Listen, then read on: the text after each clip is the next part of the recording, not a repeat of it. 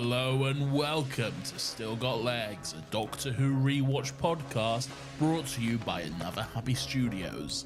Are the skies really made of diamonds, or is it just a masterful trick? This is Utopia.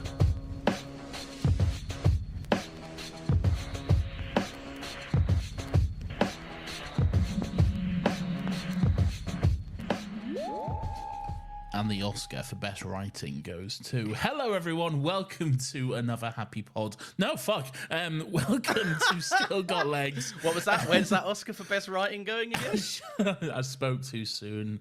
This is the Dr Who podcast, the only one in the world. There are no others. Don't go check. That totally fucked me up. Hello, welcome to Still Got Legs.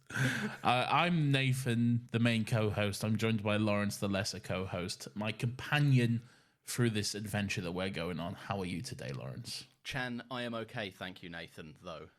Oh, you've been dying. You've been counting down the moments until you can use that one, haven't you? Literally since it's one of the reasons I started the podcast with you, to be fair. I was like, when we hit that moment, it's gonna slap so fucking hard. I'm very well. How are you today? I'm doing very well too. I'm excited to talk about today's episode. I'm excited to talk about a lot of things, to be honest. There's some exciting developments in the world of Dr Who. Are we becoming a news show? No, and we never will. Hot scoop. Set photos have revealed that I'm in it. No, you are in it. We discussed this once, didn't we? Yeah, there's like one screenshot. If you pause it at a certain point, it looks like me. No, you don't even need to pause it. You can just watch it. And you'll be like, oh, yeah, there's Lawrence. He's that little weird fucking puppet or whatever's going on. I can't One of the toy maker's puppets. Anyway, yes, what are we here to do, Lawrence? I don't know. You said you had some interesting developments. Well, no, I just said there are some. Oh, okay. I don't have any. Are you teeing me up for some pre-show amble? If you want. Okay. Well, here's one that the listeners are going to fucking love. We All both have, unbeknownst to each other, have got two men coming around to fix our Wi-Fi's tomorrow. Not separately, and we don't share a Wi-Fi. I thought we'd talk at least something kind of related to Doctor Who, but I guess we can discuss our Wi-Fi issues if that's something that people want to hear. Well, look, you've had a rough week with Wi-Fi. I've had a rough 2 years with Wi-Fi. Yeah. So we're getting some people to come over and fix it. Like I say, independent. What a coincidence.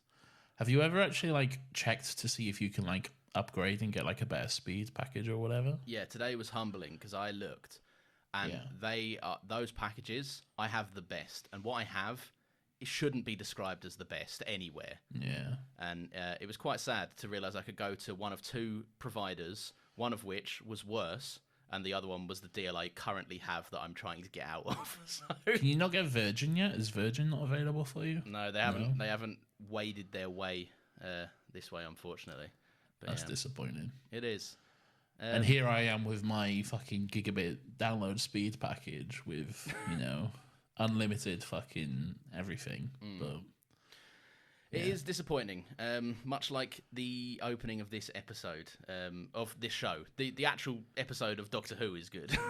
Okay, great. Well, thank you very much. Did you want to talk briefly about the 60th trailer? It came out a week ago at this point. But it's the first time we've had a chance to discuss it on air since it was released. Not talk about, sum up the tweet that you put out, because I think it perfectly sums up the 60th feeling. Yeah, so I just basically said on Twitter at Nathan Bauer _. You want to give me a little follow? Although don't, because I'll get weird about it. It'll go private for a week. Yeah, I'll lock down my account and I'll be like, what's happening here? I don't like this. Oh, God. No, you can. What was I saying? Yes, so I just basically said that it almost has the vibe of a legacy sequel. A movie that came out 20 years ago, and now they're coming back. They're doing the prequels again. They're doing the Matrix again. They're doing whatever, and it's we got the cast back. It's 15 years later. It's a big action movie with the cast you know and love, and the action and everything like that. and it just felt fun. It does. It felt exciting. You're right though. It does hit the legacy sequel beats because like everyone looks a bit older, but they're in like similar vibe costumes. Yes. And also. And we're getting like fun little callbacks to things we know and love and stuff. And there's like there's a part of it that's like, what if this show that you remember in this way, but now it looks good. Yeah, absolutely. And don't get me wrong, I think the Jodie Whittaker era looks good. Like in terms of like how it was shot and stuff, probably the best the show has looked. But this again, it's just evolving and looks phenomenal. And like it is strange to see this low budget little sci-fi show that we're watching at the moment suddenly blow up to this like almost movie quality like big budget action set piece that seems to be coming out with Neil Patrick Harris and like other big cast members, Miriam Margolyes and like everything like this. So I love it. Yeah, is she the woman that like she said something once on like an Instagram live or something where she just called Tories like she does this all the time. Yeah, she's brilliant. She's amazing. She's always calling out the Tories and just calling them cunts and telling them to fuck off and everything. She's great. Fantastic. She's very funny. Yeah. We worked it out as well that like when the 60th comes out and when those specials are airing, we're going to be like for this show for Still Got Legs, we're going to be in the trenches of season 4 with Tennant and Catherine Tate. Yeah, so it'll be like peak time for us. Really, we'll double nostalgia here.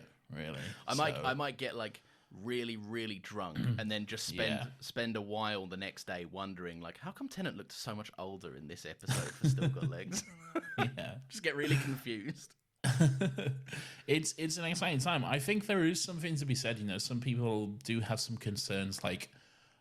You know, Doctor Who should evolve, and it is a show that should be about change, and this does seem to be focused a lot on, like, what's been before and nostalgia and all that sort of stuff.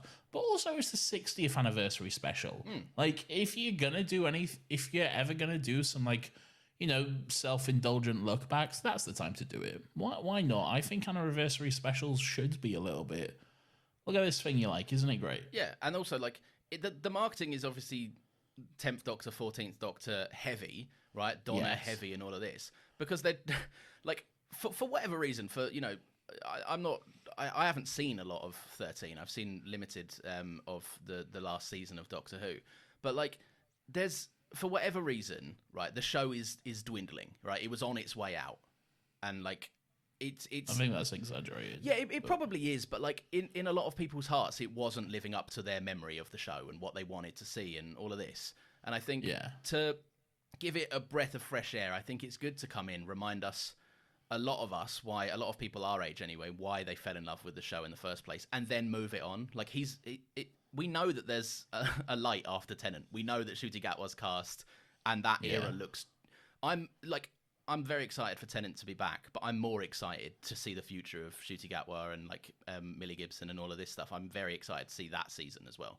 I did see a very funny video today. It was like I think it was a clip from Sex Education where Ncuti Gatwa's character is like struggling to find an outfit to wear, and like he doesn't necessarily know what to wear, and he's going through all these different options, and the caption was just like, "Oh, this is the 14th Doctor." The 15th Doctor with all his different outfits and stuff. It's true. He has to get ready every time. Yeah, it's not just like 10 who can just whiz out the doors. Maybe he'll style his hair a bit differently. Right? Should we get into Utopia, the titular episode of this episode? Yes. Also, one more little development. Doctor Who Confidential is back, kind of. Very excited for this. Literally saw this just before we started recording. Yes, Doctor Who Unleashed. So that's going to be exciting. And what do they call it? All access, like look behind the scenes at the making of the episode. It's basically confidential again. Yeah. But yeah. But it will still look better and like on a bigger budget, I'd imagine. I'm really excited because if there's one thing, like, I know it's not like Disney Plus just putting all the money behind it, but like they make good documentaries, they make good making of featurettes and stuff like that. So I'm quite excited. But it's not Disney Plus though. Disney Plus have nothing to do with the making of this shit. They're like they just hold the international distribution rights. That's all. Yeah, so they'll probably want some degree of a say in it. I don't think they'd get that at all. Do they not? No, I don't think so. It's literally just a distribution. Where's all this big bucks coming from? Russell, man, he's cooking up deals. Russell, Bad Wolf Studios or something, just absolutely raking in. Yeah. Maybe this is all just like a tax write-off for him or like some sort of scheme. Well, if it is, then why not? Happy to be scammed. Yeah. Utopia, Nathan Bauer. Utopia. Ooh, I never like it when you full name me. It feels odd. I feel like I'm being doxxed. it's such public information. I know, but I don't like it. I feel like I'm being doxxed and you're just giving away my information. Sorry. Nathan. Utopia, Nathan. Just Nathan. Thank you very much. Yes, this is series 3, of course, episode 11, Utopia, written by Russell T Davies, directed by Graham Harper, and the first of the what some people say is a 3-part finale. I disagree. I think this is a single episode which will lead into a 2-part finale. And I think I have definitive proof of that, Lawrence. Okay, all right, yeah, go on. Because you believe this is a 3-part, do you not? I feel like it is, yeah. Okay, show your work. Why is it a 3-part? It's this story. Yes. It exists to set up the 2-parter. See, I would agree with that. Yeah. Yes, but I wouldn't classify it as a 3-parter for one simple definitive reason. Okay? As I just said, this episode was written by Russell T Davies, directed by Graham Harper. Yep. Now, the 2-part finale we have starting next week is written by Russell T Davies, but directed by Colin Teague, both episodes. So to me, that suggests different. And you're right, because in fairness, I don't think we've had in the revival up to this point a 2-parter that hasn't been handled by the same team. Although saying that, I believe this might just blow my whole argument apart, but I believe the 60th anniversary special is a 3-part storyline which has 3 different directors. So I might have just blown that apart. But we haven't seen that yet, so it doesn't count. Yeah, and I was going to be fair, I was going to be lenient with that. I'd say you've got until you can be right about this. Until Still Got Legs catches up, at which point I will remind you in like 4 years. There is no way you will remind me of this. There is I would bet my paycheck for the next year that you would not remind me of this. Hey Siri, don't write a little reminder on your phone. Set a reminder for 4 years' time. We'll have done the episode by then. It's less than that. It's true. I'm going to cancel that. All right, where are you at with Utopia, the first installment of one of one in your mind? Yes, just a single lonely episode. Indeed. What a bag of shit. Stop this. No, it's quite good. It's Stop quite this enjoyable. Contrarian streak that you're racking up. No, I'm gonna farm engagement on Twitter and just be like, I think it was bad. Prove me wrong. Yeah, Russell fell off with this one. You know when they do that, they put like at the end of a tweet like, "Prove me wrong, debate me." I'm like, I know what you're doing. Yeah. You're just trying to get like fucking 2 cents per view or whatever. Go away. Anyway, so that's generous. 2 cents per view. Yes, it's a good episode. It's interesting. I was gonna say fun. I don't know if fun's the word to describe it, but it's one that gets you gripped and really gets you on the edge of your seat. Like, I've seen this episode so many times, like, I don't even know, but quite a few times. And even now, I'm just like, the last probably like 15 minutes or so, I am hooked to the screen, man. It is some lovely, fun stuff. What do you think of it, Lawrence? You hate it. Tell me. No, I don't. I like this. I like this so much. We did it on Another Happy Pod 3 years ago. Lawrence, don't talk about that. We don't talk about that. Oh, yeah. There's a good girl. Yes, my apologies.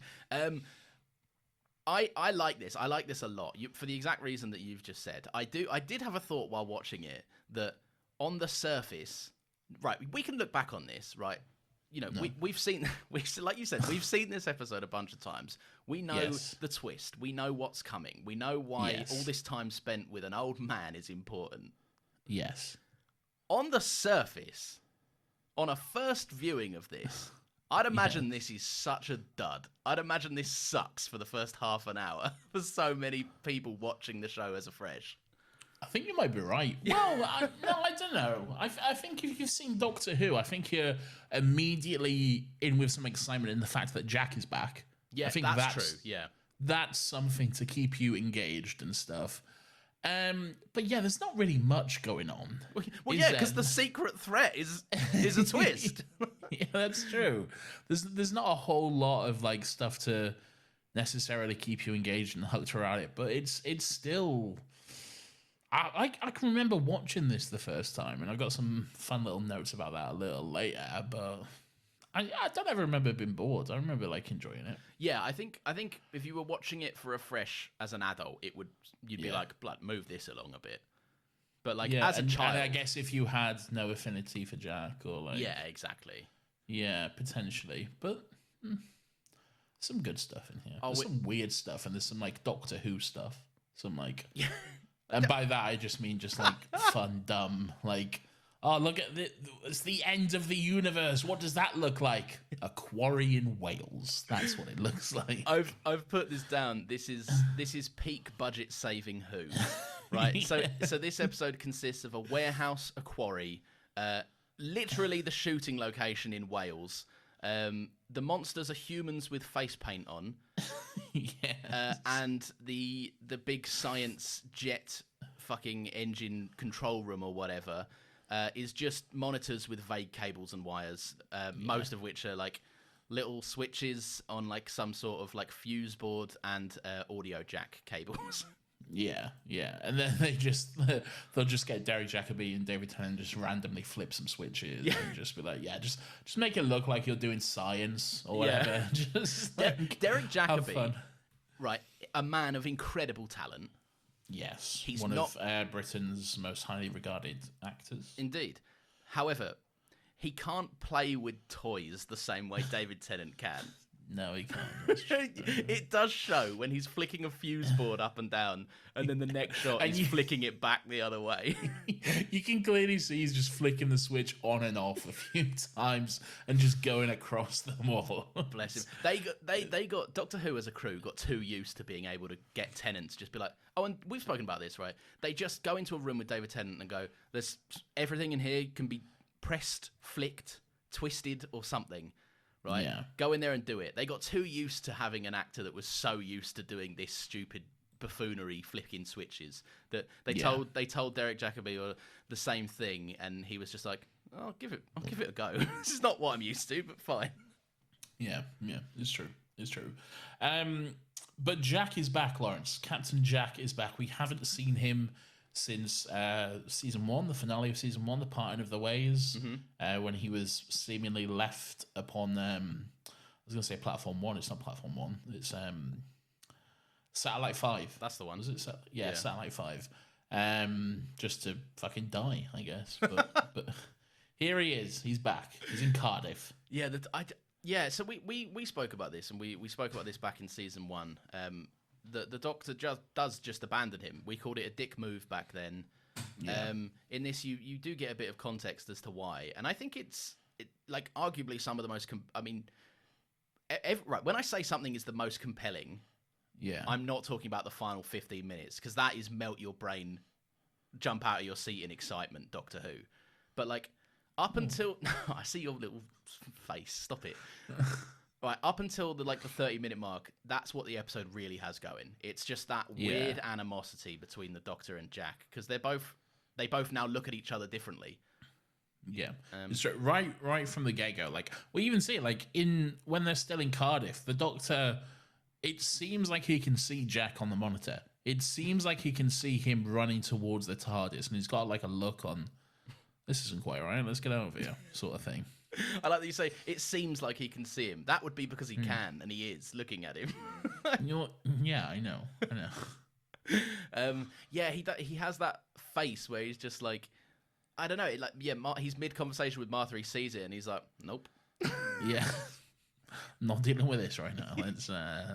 Let's get out of here. Yeah. Do you know what I think they should have done? Which I think would have been cool. They should have had Jack do his weird little jump over the camera, which is always very fun. Yeah. And then grab onto the TARDIS. And then they should have had the intro sequence just with a little Jack just on the TARDIS as it flies about. I think that would have been fun. Oh, there was no way they could have done that in 2007. But like, it would have been fun, I reckon. It would have been fun.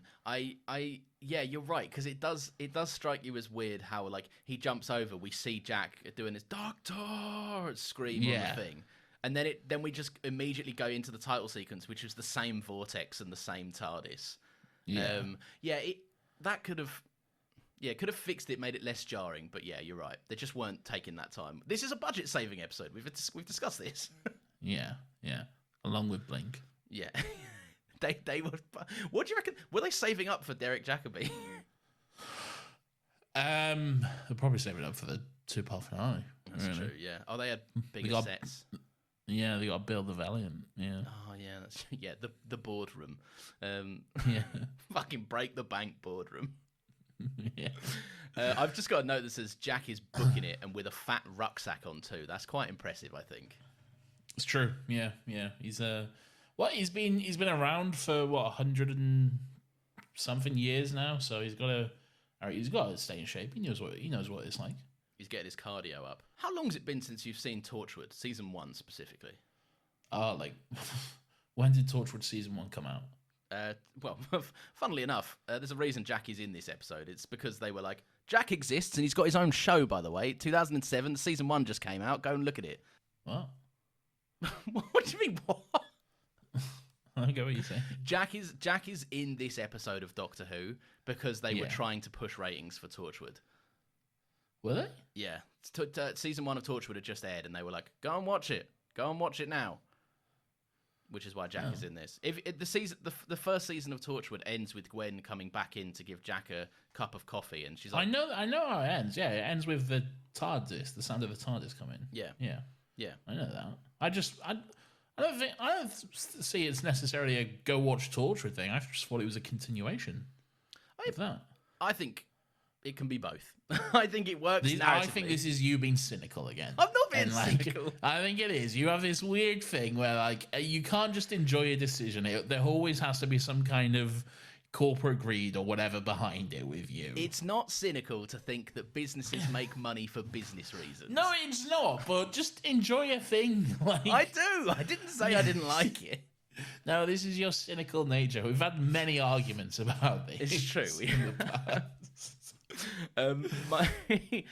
My next note just says, some humans with sharp teeth say humans are coming. Lawrence, they're the future kind. Oh, they're my not mistake. Humans. Yes. So what distinguishes a human from a future kind? The teeth. I know, and the face paint, obviously. And the face paint, yeah. And their like fur coats. Yeah. That's they're a bit more feral, I guess. Yeah, but how did they get like this? What happened? I don't know. Because some other are they humans? And they're like, I think they're humans. They're just like they've kind of like gone Mad Max style, and they've lent into the end of the world stuff, whereas everyone else is still trying to hold on to civilization and what they were, but they've kind of abandoned that and have gone, this is what life is now, we're going to make the most of it and eat you, I guess. Yeah, cannibals, basically. So, yeah, cannibals, yeah. That's what I think it is. I don't think they're a different species, but maybe I'm wrong. I mean, look, there's a lot of space that hasn't been explored in the sense that, like, from 2007 to the end of the universe, a lot could have happened that we didn't see off screen. It's very true, yeah. Yeah, I don't know. I like this episode. I like the setup for the future kind. They're a necessary kind of like antagonist B plot. Yeah, something to make you think that the episode has them as a villain, and then they're just completely forgotten about. Pretty much, yeah. Well, not really. I mean, I guess because everyone flies off to go and die. They're right there until the end. Yeah, that's true. Yeah. So you're wrong, as you often are.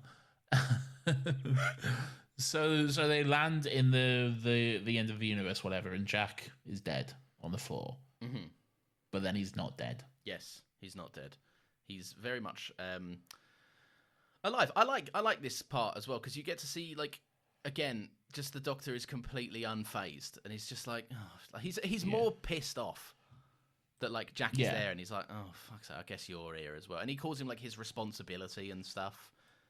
It's very much just like, oh, you're here. But I like that Martha immediately is like, what's wrong with you? Like, help this guy. what's your problem? Yeah. I like that. Like, pretty much straight away, there is this like unspoken animosity.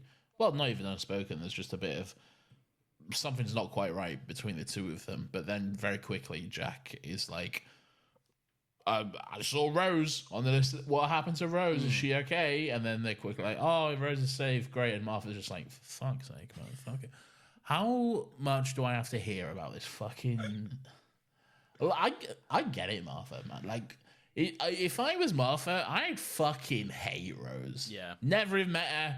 Don't know much about her other than what I've heard, but I would fucking hate her. It's very easy as well, like in Martha's shoes, because like we've seen that thing, but from Martha's perspective, Rose is just a person an ex the Doctor can't move on from. Yeah, an ex who can do no wrong, and is the most amazing person in the world, and apparently brought this man back to life, and killed all the Daleks and just saved the world, and is a god or whatever. Great. Yeah, wonderful. I wonder if there's any like cleanup for that. And like, is Martha like, does she still have all these like powers? Should I? I've got to rethink how I talk to Rose when I finally meet her. I like that you get a because obviously they go on to talk about Rose more, but I like that in the midst of all that you kind of get like a bit of Jack's backstory.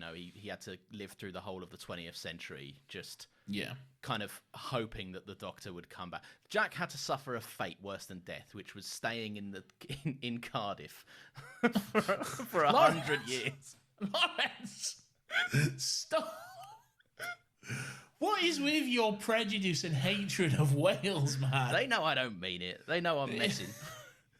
It's a lovely place.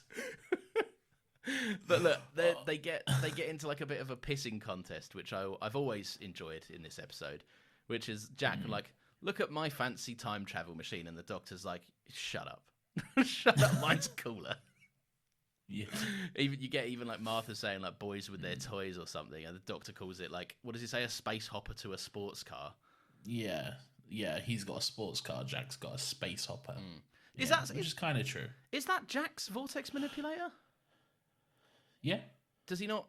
Is that his one from the first time we see him in season 1? Yeah, I think so. Yeah. So it just got fucked. He said it broke. Yeah, I think so. Yeah. I understand that Jack had 100 years to figure this out, and like I'm now just thinking about it in my head. Like, couldn't he have just left? I'm sure Jack thought about it at one point. No, yeah, because he definitely said like, even in this episode, I think he says he uses the vortex manipulator to get him back to go somewhere, but he gets the date wrong. Ends up in Cardiff. Ends up in fucking somewhere in the 19th century. And then immediately, like it's fried. Oh, like okay. He can't go anywhere after that. So he just has to. Well, this is where I am now, I guess. So, do you reckon he wishes he went somewhere that was a bit more just high tech? Like, if I could get stuck anywhere, I wouldn't mind getting stuck in the future, so I could fix this, rather than like somewhere where the people are throwing buckets of shit at me and stuff.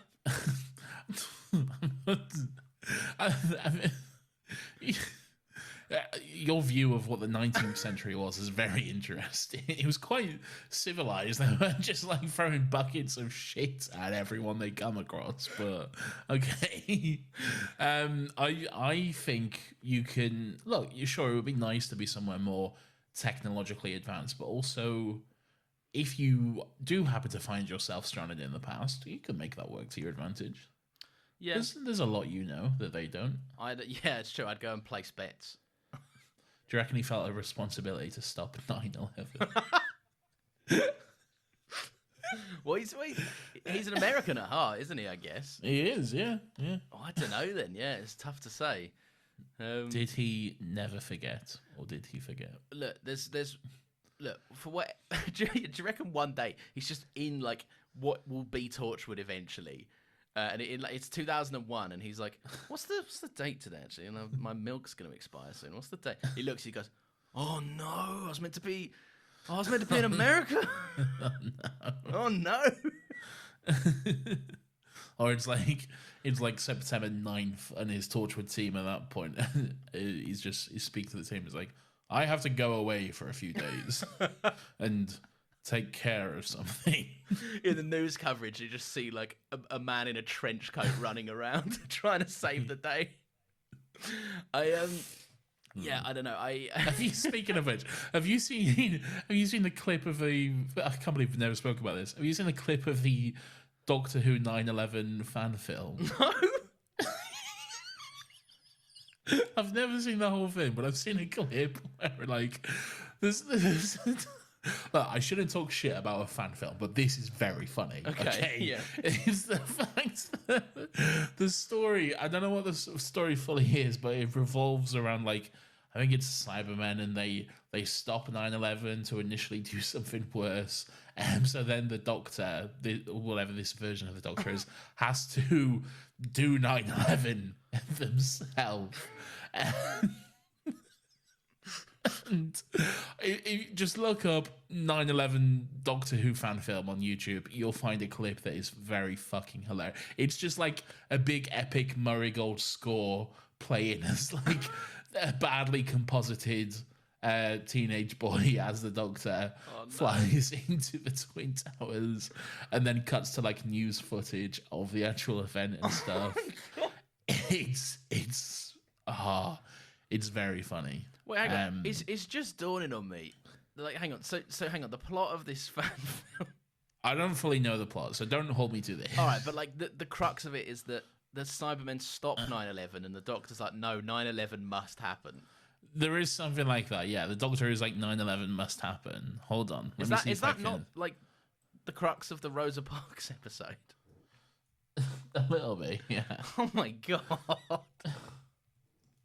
What is it with the Doctor and just atrocities?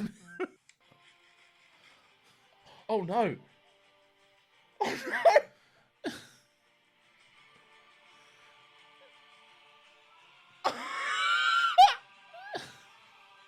No! Not the real footage. No, no.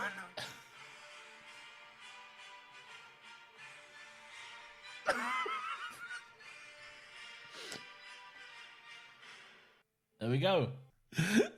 So, that moment, the moment. Yeah, I know the moment. My jaw just dropped. Anyway, everyone go look at that. That's a bit of fun. Fucking hell. Anyway, what was we saying? Oh, I don't. Sorry, that is fucking absurd. It's very absurd. Oh, right, compose myself. Right. I don't know. I'll bring it back here. Right. We get a brief. Right, we get a brief bit of backstory about Jack having to live through the 20th century. Just waiting. Do we get any of this in the Torchwood episode Fragments? Lawrence, I've not seen it since it aired. Yeah, but we've spoken about this episode before. It's the one where everyone gets trapped under a car park and they all relive their origin stories. Yeah, and I haven't seen it since 2006 or whatever. Right, fair enough. I think, for someone more well-versed in Torchwood, I think we might get a bit of this. I don't know. He said he went to Ellis Island and got shot. He got shot in Ellis Island. I think I've seen that at some point, but I think that might be part of Miracle Day. Maybe then, yeah. Rather than Fragments or whatever. Yeah, no, my one's definitely like a season 1 or season 2 situation. I don't know. Okay, right. Well, while all this is going on, and they're having hang on, one more thing. Does the Doctor know what blogging means? Well, obviously, yeah. So what is it? Is he using it wrong? Am I stupid?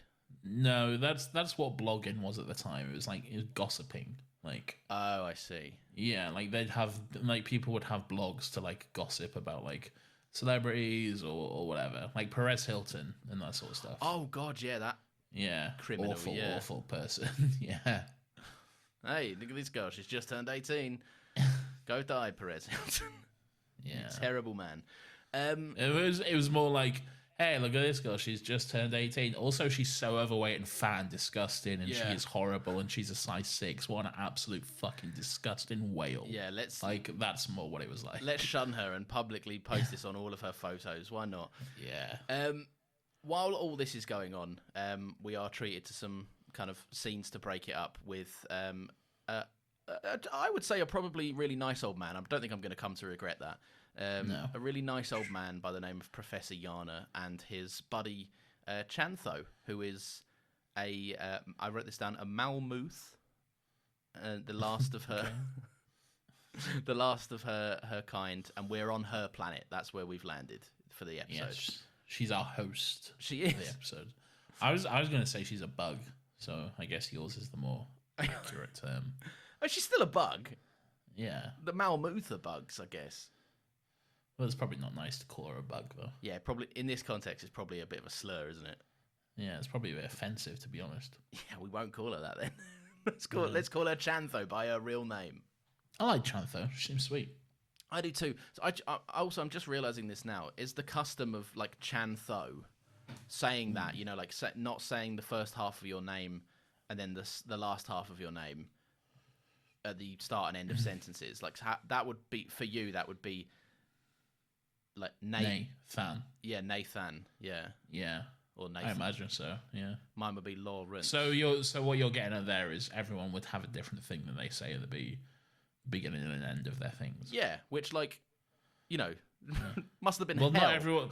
Well, yeah. Well, it'd be weird if everyone was called Chantho, wouldn't it? Well, yeah, but I never really considered it because she's the only one that does it. So the only reference I've ever had is someone saying Chan and Tho.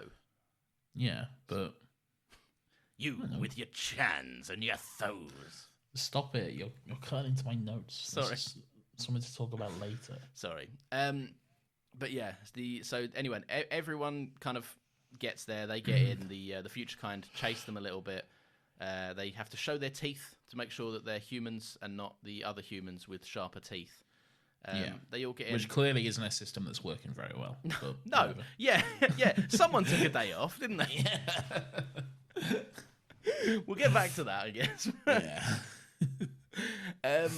Yeah. No, I think this leads to quite like a nice kind of hopeful scene. Like it's the scene where like you're seeing all the refugees and like passengers in the corridors. Yeah. And like we get another lovely moment of the 10th Doctor's admiration for humanity. Yeah. Which I always enjoy. And Martha shares it as well. Like this is what I like about Martha. She always brings like an optimism to a situation. Yeah, of course. Yeah. And Jack's there. Jack starts someone to flirt with. Lovely. That's me. Yeah, no, I like that the Doctor's What? Jack starts flirting with some guy, doesn't he? He's like, "Hey, how are you doing?" And that's you? No, as in like, you know, he's like, "That's me sorted." Jack's like, "That's me." Oh, really? Oh yeah, Jack's just flirting with some random guy. That's a bit of me. Well, yeah, no, it's not. I would also be laying down some riz, I guess. No, you wouldn't. I would. In all the years I've known you, you've never once laid down any riz. Honestly, it's a miracle you're married, to be honest. I've laid down riz once in my life, and it was to my wife.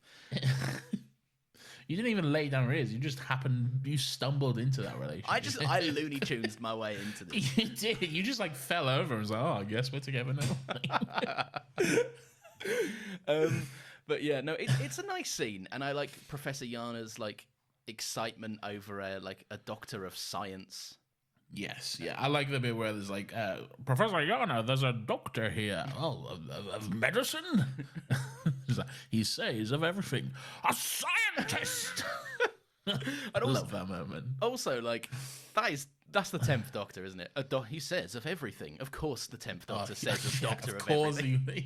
The just biggest fucking ego going. Of course he would. He does that. To be fair, he does that a few times. He is partially humble, but then there's other little moments where like Professor Yana's like fucking string rocket won't work, and the Doctor's like, it will now because I'm sick. I'm brilliant. Yeah, and then Professor Yana later's like, you made it work, and he's like, oh, I just came in at the end, and then like in my head I'm like, yeah, and made the entire thing work. Yeah. Oh dear. It's true. Yeah. Yeah, no, I really, really like it. I like the I put down. I can forgive it because it's fun, but the sonic screwdriver fixes the entire fucked rocket system. Yeah, there is a.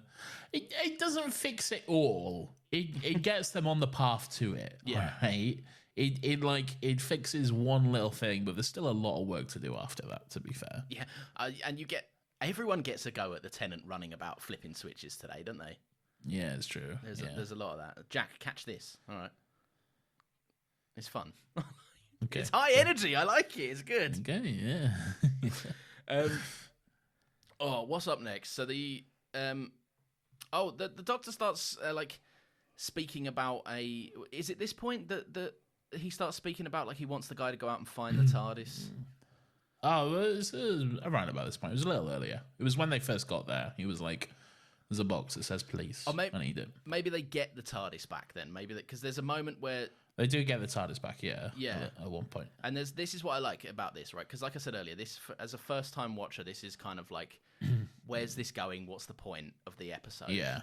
There is just a little clue, just a little nugget where I think he sees the TARDIS on a video. He's like, "Doctor, we got this thing back for you," and you just see Yana clock it, and he's like, "Ah." Yeah. And something's not quite right. Something's like it seems like he recognizes it, but not really. And he's like, you just know that something's off. Something's like some foggy shit is going on. We don't know, but it's intriguing. It's very intriguing. Because also this guy is like, we don't know his whole backstory yet about how he was like found abandoned as a child or something. But like, we know that he's just been here for a fucking long time. Yeah. So it's but we also know that the Doctor this is written really well. This episode, the Doctor said, Time Lords never came this far. I've never been here. Yeah. And this guy hasn't left in a while. So, like, how's he knowing about this stuff? I don't know. It's just, it comes together well. How long has he really been there, though? That's the question. That is a question. Do you have an answer? Yeah. No, not really. Not necessarily. He says, like, he was found as a child and stuff, but is that what happened, or is that TARDIS backstory? Yeah, see, that's tricky, isn't it? Because it filled in. Yeah. Because all of the history and backstory stuff is filled in, so it's difficult to know exactly how long he has been there. What I will say, and this is kind of like retcon after the fact, but this version of the Master is now what's known as the War Master. Oh, okay. Yeah, and like Derek Jacobi has done like a lot of like audio stuff for Big Finish as like the War Master. Oh, okay. So specifically, like Derek Jacobi looking as he does pretty much in this episode as the Master. So that kind of implies it's not been that long. It's at least been 17 years. Yeah, because he's known. But like, what's that to a Time Lord though? That's like a fucking it's a spa day and a half. Yeah, exactly. And we don't know how quick the Malmuth age either. It's true. So it's hard. It is hard to say. Yeah. Well, they get their all their nutrients from their internal milk. Yeah, she's good with her milk. She doesn't need anything else. Yeah, I do like that where he's like, "Do you want a coffee?" And Chandler's like, "I'm drinking right now. I'm having my milk, man. Don't worry about it." And he's like, "All right, well, that's enough of that. Then. Let's move on." He's like, "Oh, well, that's gross. So whatever." Lovely stuff. I will say this about Chan though. She looks great. Like she does. I don't think her look gets talked about enough. She like.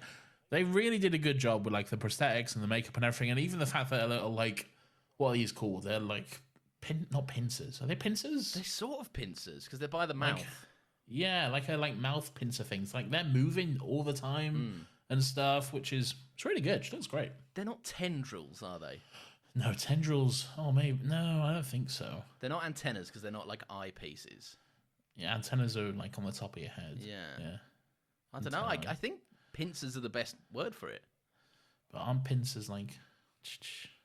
I don't know. And again, we could be being so racist against the Malmuths here. We could be, yeah. If any Malmuths are listening, then... But we respect your kind and your culture. We just want to learn more. Yeah. Forgive us for intrigue. Yeah, exactly. So they get shit working. The Doctor does his little sonic thing, and he's like, oh, you made this rocket out of food or whatever. Anyway. Put eloquently by you there. Oh, you made this rocket out of food. Yeah. What I will say is I do like Ten's flair for the dramatic. And I do like the fact that at one point, I can't remember why now, but at one point Jack dies. What did he do? Oh, he was trying to jumpstart something, wasn't he? Yeah. And then like a fucking idiot, he was like, "I'll just grab this live wire. Why not? Let's throw these together and see what happens." So yeah, he dies, and then it's all a big thing. And I like Ten's flair for the dramatic, where he's like, "I've got a moment to do some theatre here. Yeah. Hold on, everyone." And then he's like, he times it well. He's like, "So you need a man to go into a room where he can't die or whatever." Pause for effect. Yep. Jack wakes up. Oh, I found the perfect man. Imagine the scenario where, like, because sometimes it's always different, right? Sometimes he'll be back. It's when the plot needs him to wake up again, he wakes up again. Yeah. Imagine, I don't think it's ever more than like 10 minutes. Well, sometimes, you see, sometimes it's a big, well, most of the time it's a big gasp and awake, but then there's sometimes where he needs to do it stealthily. where he'll wake up, but then he'll just like open an eye and give someone a little wink. And then he'll, because whoever the enemy is can't know that he's alive yet or whatever. I love the idea of like he's... we're not going to tell you what he's in case someone is actually going through these episodes without, but like... Yeah, imagine that scenario, the one we know we're talking about. Yeah. Where he wakes up and he's like, oh, just dead. I'm dead. Also, hang on. But the fucking Daleks can sense heartbeats. Oh, yeah. Fuck. Samora took a day off then. Yeah, don't worry about it. Yeah, I do like the moment where Jack dies and like again Martha is trying to be Martha and trying to help him and stuff, and I do like it when he wakes up and stuff. It's a fun little moment. It's a great moment, and I love I like that Jack is. I'll get back to the moment because I want to talk a bit about Murray Gold in this as well. But like we spoke about when Jack in season 1 was introduced, how he was basically, and I can't remember how we worded it, but basically Jack plays the stereotypical American blunt instrument. I think what we were saying is Jack is the American Doctor Who. Yeah. Like he is his like sonic the gun Doctor. Yeah, exactly, and like none of the subtlety and just loud, brash, and just straight in there, as opposed to like the subtle and reserved British Doctor Who and stuff. And I think this kind of meets a middle point where like because now he's got his immortality, he's so like Jack is so much more brazen. Like he's just pulling out guns on the future kind, and the Doctor's like, "Stop it! Stop! Fuck! Stop!" And then like he's grabbing, like you said, those live wires. Like maybe I can fix it because I'm Jack Harkness. Picks it up and dies, and he's like, he just wakes up like, oh, wow, whatever. I guess that after you've been around for like 200 years and you've died however many times, you'd stop caring, wouldn't you? Yeah. I guess you'd be a little blasé, like.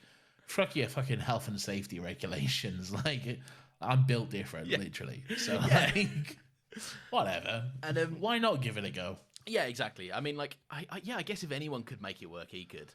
Yeah. Well, it can't hurt to try. He doesn't have, like... I mean, I guess he does... Right, this is something that confuses me about Jack. It's because, like, he goes into that... no, we'll get to the radiation room. You're right. The sequence of the 10 doing a bit of theatre, and he's like, I've got just the man for you. And then just the hard cut to 3 of them running down the corridor to the dun dun dun dun dun dun dun. Just him and Jack running down that long corridor doing their big long runs with their silly long impractical coats. Yeah, their long coats. Yeah. Oh my god, he is the American Doctor. He is, yeah. With his stupid trench coat, yeah. Oh my god, and it's decorated as well with like actual war medals and shit. Fuck. Which he presumably stole off a corpse or something. Yeah, I think he stole the coat off of a corpse, so yeah. Oh, did he? Oh, dear Lord. Yeah, no, great fucking... I don't know, it's the running down the corridor, like, this is the kind of shit that, like, back in the day, and, like, just had me pumped. Like, the good music, it doesn't have to... Yeah, it's, like, and just, like, the little kind of... I don't know, I think Martha's underrated as well, because, like, everything comes together to make that little sequence and transition work. Like even Martha's like just like kind of shocked smirk and laugh when Jack comes back, and she's like, fucking hell, and then off they go. It's brilliant. And then Jack's little "was someone kissing me?" line, bit of fun as well. It's perfect. I enjoy that. And then we get the sequence like in the radiation room itself, and we get a bit of a chance to like slow down a little bit. We get a bit of a conversation between Jack and the Doctor. Kind of a highlight of the episode for me, probably like the part, like don't get me wrong, like the last like 10 minutes or so are very like edge of your seat, gripping the armrest, like very tense and sort of stuff. But like in terms of just like really interesting conversation and dialogue, this is it for me. This is doing it, man. Oh, for sure. And it's like it's performed well as well, I think. Like I'm always tentative about complimenting John Barrowman. Yeah. But like, look, he plays a good character well. Don't worry about it too much. Just it is what it is. Yeah, because it is, and he's a cunt. Whatever. Yeah. Yeah. I tell you what. Yeah. Let's get out of the way. You can be a prick and have some talent. It does happen. Yeah. But yeah, it's two very like. It feels like two old souls that are like that are kind of back in each other's lives again. It feels, I don't know. It almost like, I know this is a bit hyperbolic, but it almost feels like two exes kind of reconciling a little bit. Yeah. And there's probably a part of Jack that treats it the same way as well. They did have that kiss. They did have that kiss. But no, I think like you're right. It's an interesting thing. Like you get a bit more of like why the Doctor was so cold towards him. Like the Doctor's attitude of like everything in my being wants to reject you. You shouldn't exist. That's so interesting to me. Yeah. The fact that like the Doctor, from what we've seen, he's so, inclusive and so anti-intolerance and everything like that, and he wants everyone to be equal and and all this sort of stuff. And then we suddenly get this, and we do see prejudice from the Doctor, and there are things that are not quite right and not supposed to be. And to him, that's like a whole person is wrong. That doesn't necessarily make sense from what we know of the Doctor, and it's interesting. It is interesting, and also like when you look back at the past in the show as well, like the Doctor punished him for it. Like the Doctor obviously not directly, but the Doctor caused this thing to happen to Jack, and then just paid absolutely no fucking mind to like what it would do, how it would affect him. Didn't even stick around to fucking explain it. Yeah, just bolted. Yeah, quickly. Just left him, and then like, can you imagine the first time Jack wakes up, and then dies again? He explains the time, but like, there's probably a level of downplaying, like how fucking traumatizing that is. Oh, 100%. Yeah, it would be. Yeah, I think there's something to be said about like how this is the first time we've seen David Tennant and John Barrowman on screen together, but it doesn't feel like it at all. Yeah, that's true. Actually, yeah. Yeah, it genuinely feels like they're old mates and they have history. Like, of course, Jack has history with the Doctor, but the Doctor was Christopher Eccleston back then, and it's. I think it's just a testament to how good the performances were that like we don't see it as a different character. We see it as his history. It's he was there, in Cardiff. He was there in World War One, World War Two. Sorry, all that sort of stuff. So I see what you're saying actually, because I'd never really considered that. I mean, like you say, it's a good thing I'd never really considered that. Yeah, like it just definitely. It flows together nicely, and like actually, it's kind of an achievement considering they actually reference it a few times. Like he's like, have you had work done? And he's like, you can talk, and then he calls the 10th regeneration like, oh, this one's a bit cheeky and all of this, and like. Yeah, no, you're right. They have this bond. They have this, and again, I think that is in kind of like I think that probably does come from the fact that they're both now these. Jack is no longer just a human with like a bit of superior knowledge than most humans. Immortal. Yeah, he's immortal, and he's got this ability now. And I think maybe it comes down to a level of like the Doctor's more wary, but there's definitely more respect. Yeah, and he's like, okay, you're not ready for the life you're gonna fucking live. But yeah, do you know what? Like, I wrote down about the writing in this. I think this conversation works on so many fucking levels in terms of progression of the episode and character development. Because whilst they're having this conversation, it naturally forces them to hit some pretty damning keywords. which is like time vortex, time lord. Hold off on that for a sec. Just before we go into that, because that can like kind of lead us on and move on to stuff. Okay. I do enjoy. Well, first of all, again, Martha fighting an absolute losing battle in terms of like trying to compete with Rose, who isn't even around. But like once again, she just has to sit through and listen to how perfect and amazing Rose is. Yep. Poor girl. Bit of fun. But one moment I really enjoy in this sequence is like the moment where Jack is like, you know, the doctor asks Jack, "Do you want to die?" And then he's like, "I don't know, I thought I did." And then he's talking about like how inspiring it is to be here and to see like the humans, you know, still surviving, still going strong. And then he just says, "It's fantastic." And that was like, oh, that's sweet. Yeah. That's a good fun moment. I like that. Yeah. I like that a lot. Yeah. The nine catchphrase. Yeah. Yeah, no, it is good. And like it's I don't know, there's something I feel like there's something about like Ten's talking to him through the glass door, and like Jack is the one actually putting stuff down on the line, and like Tennant, I keep saying Ten and Tennant, but like the Doctor is kind of, it's weird that you're right, like he has this kind of prejudice where he's going, you know, like basically what comes across is the Time Lords are a more evolved version of this, right? They're better and they know how to handle their immortality to a degree, like, and they they're not necessarily, Time Lords aren't necessarily immortal. No, but like the Time Lords can die. Yeah, like that long old life though is what I'm. Yeah.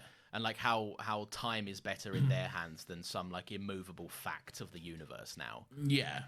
Time Lords are very like cunts, basically. Yeah, they're just elitist snobs, right? They are very much elitist snobs. Yeah. Look at their fucking hats. Exactly. No one needs a hat that big. They're big old fucking weird shaped hats, like a big Pringle or whatever. But like, yeah, and there's something about it while the Doctor's like basically communicating, my species is better than whatever you are now. Yeah. Whilst Jack is the one putting everything on the line, and the Doctor's like hiding behind a glass fucking thing. Because we've seen what happens to Ten when he gets hit by some radiation. He cries and regenerates. Yeah. Well, he doesn't do it immediately. I reckon he probably could do this. He probably could do what Jack does, just that afterwards he'd turn into Matt Smith. Do you reckon he sat there and he's like, "Thank God Jack is here. I'm young, man. I've got a lot to go." Yeah. And at this point, he's 2 years old at this point. Yeah, I think he is. Yeah, like we always say, he's entered. And then what I did find funny as well, like just going back to the beginning of the episode, he describes Jack as someone he travelled with in the old days. Like a year and a half, mate. Calm down, all right? Yeah, it's true. At most, it's been like 18 months. Like, come on, man. Do you reckon, like in like the Doctor's lived experience, he's like, "Why has Jack got such a problem with me, man? Like it's been like 2 years. Like I'm busy. I do stuff." Jack's there like waited 120 years or something. But yeah, all right. What I was going to say, the writing in this and how it hits, and you've also kind of touched on it there, right? Because it works on a level with Martha because again, she's just listening to two guys romanticize Rose as a concept, right? As this otherworldly fucking divine presence in their life. Jack's like, I traveled back in time. Oh no, like Jack's like, I went to the 90s a couple of times and just watched her grow up. And Martha's like, give me. Well, he didn't go to the 90s. He was there. He waited patiently. He went to her estate in the 90s. But it's just like, I don't know. Like, there's an element of it's like, Martha's like, give me a fucking break, dude. Like, just stop. And then, so it works on a fundamental level for Martha. But then, like, talking about Rose, while servicing Martha's character, like it gets them to bring up like Daleks, Time Lords, the TARDIS, the Time War, regeneration.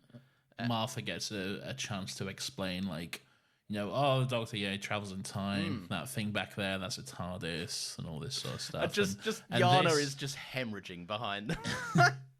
And this is probably out of like. We've been known to quote old episodes of Doctor Who quite a lot.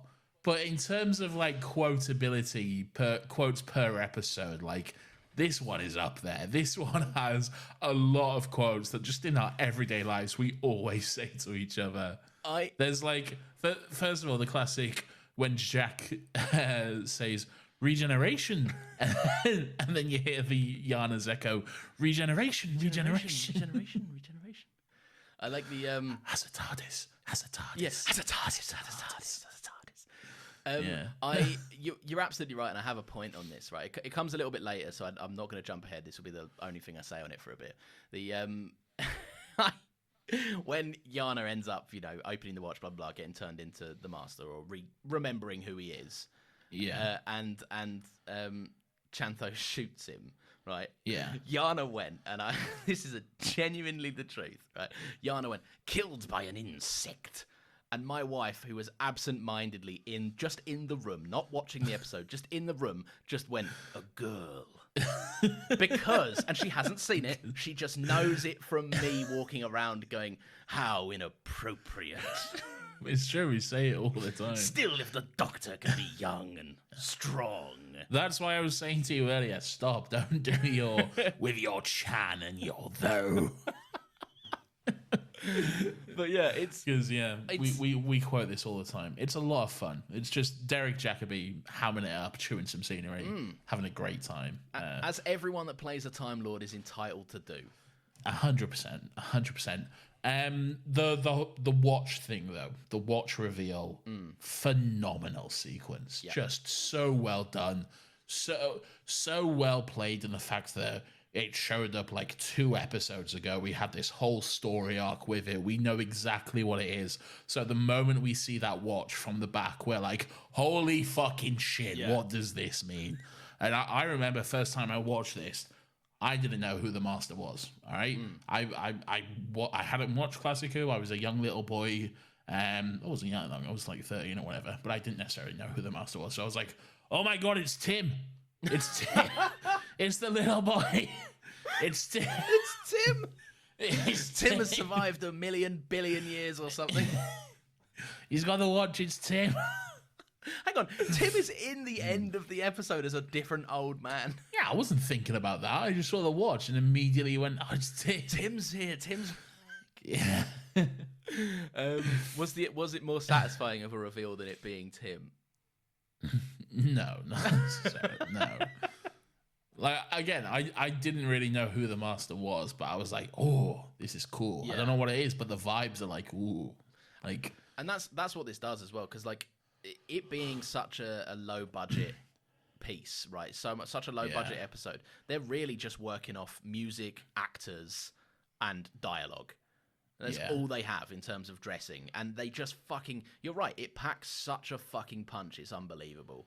And like, I don't remember first watching this as a kid, but I remember like I've ever since watching this episode. Again, I can't remember when I first watched it, but I've just known since I can remember that I fucking. I can tell you when I first watched it. It was the 17th of June, 2007. He got it in there. Well done. It says that on iPlayer, by the way. They have the dates of the original. Yeah. Does it do that thing on iPlayer where it's like available for 28 more days and then it just stays there forever? Yeah. Yeah, it's. I think with Doctor Who it says available for the next year, but it's like said that since like 2010 or whatever. So. Yeah, right. The twist, like so fucking incredibly done. I think like the Doctor's excitement and like fear at the 10 can't work out what he's thinking. Yeah, that's what gets me about it. The 10's reaction, it's kind of, it's not excited. It is more fearful than excited. And you'd think that, like, you know, any time he's spoken about the Time Lords, it's been with admiration and longing and love and all this sort of stuff. And he's always talked about how brilliant his people were. And now we're like, oh, one of them's here. And he's like, ooh. All right, listen, I was low-key bullshitting, right? Yeah. The Time Lords sucked. And he seems scared, like he doesn't want to believe it. The way he like screams at Martha because he just like can't quite handle the information. He's terrified of what it could mean because he likes to paint a good picture of his people, but he knows the truth. He knows, like, oh, they're not that great. It's like, they arrested me one time and made me regenerate. It sucked. They forced me to die, essentially, at one point. I was literally court-martialed for doing the right thing. It was really nasty. Yeah, no, yeah, you're right, because it's like, and I think 10 plays it with such like a fucking incredible range of emotions, because like firstly, he's busy with stuff. Yeah, he's flicking those switches. Yeah, exactly. Yeah, and like Martha tells him, and he's like, you can see him kind of be like, he kind of laughs it off a little bit, and then it's like, oh, hang on, wait a minute, I trust Martha. What's she saying about this watch? Yeah, and then like Jack's like, so he's got the same watch, and Ten's like, shut up, shut up. Yeah, it's a thing. Yeah, shut up. You're an idiot. Fucking like he's like, and he does like a quick bit of explaining. You were right when you said it earlier, though, like, because we know as an audience, like, we know what the watch means. We are primed for two things from season 3, and that is Saxon and this watch. And fucking hell. I think, I do have a note that I think in this episode, which is mostly good, I think the editing is a little bit sloppy at some moments. Do you think? Yeah, I do. And I have some examples, and I think one of them is the fact that I don't like it that when we see the watch, we get a flashback to 10 being like, Martha, this watch is like, yeah, I know, like I saw it 2 episodes. I don't need a flashback like at this point. And 10 says it as well. Like 10, 10 reframes it. Yeah. I think it would be a lot more impactful if we didn't get that flashback and we were just going off Martha's, because it's context. That's all it is. But it's context it just feels unnecessary to me. Yeah, I do see what you mean. I also I do see what you mean. I also kind of like hand wave it away of it just being like, now everyone's up to speed. There's no room for ambiguity. Yeah. I know. It's just like, casual audiences, whatever. But like, fuck them. I'm here. yeah. I've been watching, all right? Yeah, reward me, okay? Nathan's there like, I know everything about this. That's Tim, obviously. That's Tim. I know this. I'm up to speed. The one thing that I love about this is we've spoken about this just like not on this, like we talk outside of this, by the way, like that's something we do. Yeah. But we had a phone call today. Yeah, we had a lovely chat. Exactly. It was like an hour long. It definitely wasn't Nathan trying not to work. But like we've spoken about this before, right? Because and I didn't know about the Big Finish stuff, so maybe that changes it for you a little bit. That Derek Jacobi, like he becomes the master, and then he's like, time to not be the master anymore. Yeah, I think that's the biggest tragedy of it, really. It is. Like, I've not listened to any Big Finish stuff. No, that's not true. I've listened to a few things here and there, but it's not something I really get into, to be honest with you. So like the Derek Jacobi War Master stuff, I haven't necessarily checked it out, but I do think it's like it's almost a shame that we get an actor as good and as menacing in the role as Derek Jacobi is. Like, you immediately get a sense of just how threatening and sinister he can be. Yeah. And then it's like, oh, and he's killed. And John Sim's here. And don't get me wrong, John Sim does a great job. He like immediately brings like a really unhinged nature to it, which is also very interesting. But oh man, I'd fucking love to see even like just a mini series or just something with Derek Jacobi as the master, because that would be. Can you imagine if we got John Hurt against Derek Jacobi? Like, fuck me, man. Yeah, that would have been phenomenal. And I fucking, the thing I really love about the brief time that we get Jacobi as the full master, not Yana, is like he's the first time I think that we classic villains, right? Cybermen and Daleks at this point. Yeah, they're fucking robots. Right, like we can't see a performance. They're great, and I love them for what they are. But this is the first time we've looked at an enemy of the Doctor who is able to look him back in the eye, and there's fucking malice there. Like there is hatred. Yeah, and it's fucking. You can feel it. It's not just a modulated voice for a microphone. Yeah. It's an actual human performance. Yeah, which is and it turns on a dime as well, from like humble little Yana stumbling about being a little old man to this just vindictive, nasty piece of shit. And so it's horrible. Like the way he talks to Chantho is like, with your Chan and your Tho driving me insane. And do you know what he feels like? He feels like, and I don't know if this was an intentional choice, probably knowing how much fucking Derek Jacobi fucking lives in his work, right? In terms of like how he's a classically trained theatre actor. He knows how to get into a character. 100%. And he like there's an element of it where this version of the Master, more so than any other version of a Time Lord I think we've seen, feels like he's been, because it's the first time we've seen him Master since the classic series, And it feels like he's been just plucked out of one episode and put into another. He feels sexist. He feels outdated. Yeah. He feels nasty. And do you know what I mean? He has this old presence to him that feels like he doesn't belong in the revival. Yeah, yeah. John Sims Master is quite sexist too. Oh yeah, for sure. Yeah, I mean, it doesn't go away. No, that's like a pretty consistent character trait throughout his run. Yeah. When he regenerated into Missy, do you reckon he's like, oh no, come on? Yeah. Well, they had an episode together, and he was like very like, I don't like this. Yeah. I'm not a fan of this that's about to happen. Yeah. But yeah, right. What I was going to say about it is we don't get a lot. The one thing I do really like is the before Yana opens the watch, you get this moment with you can hear a snippet of like what his master is. You get a lot of. I think you open me, you fool. Yeah, and receive my majesty. Yeah. Yeah. It's great. And do you know what? Like, Yana being an acronym for You Are Not Alone. Fucking hate it. Right. Cannot stand it. And makes no sense whatsoever. Here's my thing, right? You're right. I need to just put it out there. Factually, you are correct. It doesn't make a single lick of sense. It makes no sense whatsoever. I love it, though. Okay. It's cheesy, it's dumb, it sets the twist up. Visually, it clearly fucking... that fucking incredible stuff.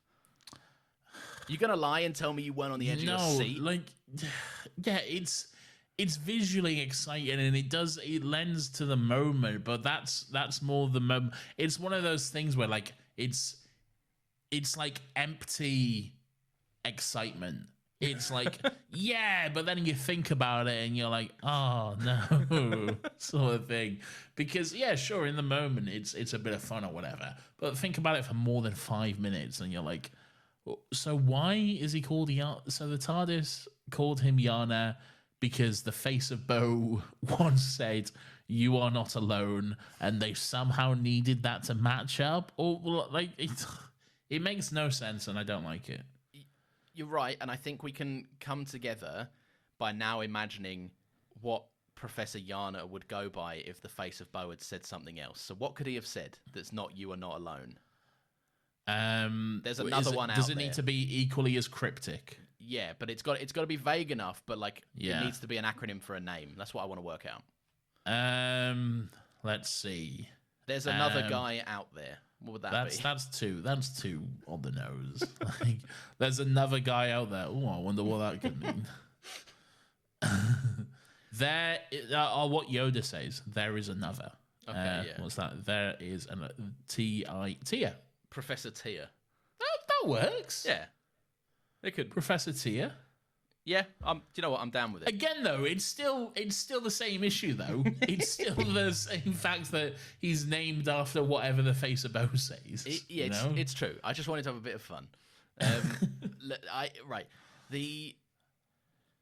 don't care. I think it's great. I love it. It's dumb. It's stupid, but it fucking is so great. Well, I'm less positive on it than you are, mostly because it also leads in with the whole face of Bo thing, which I fucking hate. Any tie back to Jack and the face of Bo. I cannot fucking stand it. And also, at one point as well, when they're having the moment with the reveal, Martha says, "Remember what the face of Bo said." You'd think at that point Jack would be like, "What? That's what they called me," and fucking, But no, he doesn't. I wonder why he doesn't. Because he's not the face of Bo. I think it's because he's hearing that there's another Time Lord, and he's like, "I'll save that nugget for later."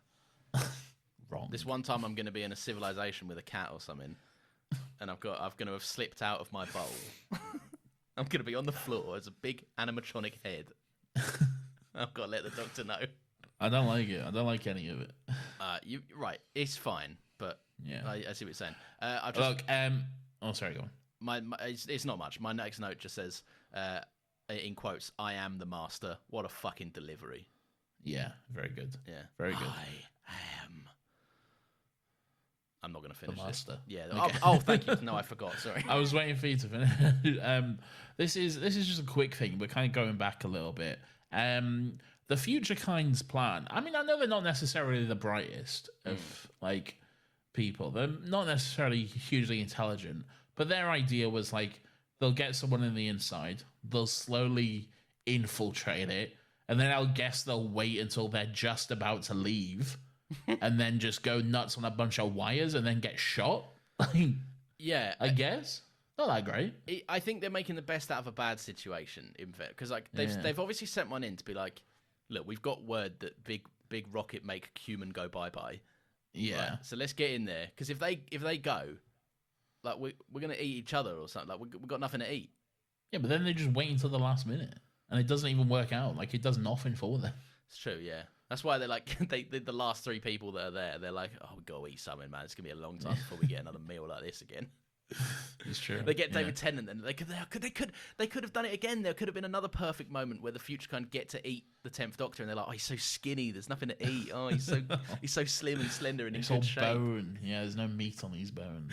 Yeah. Oh, this man is so well in proportion. Yeah, no.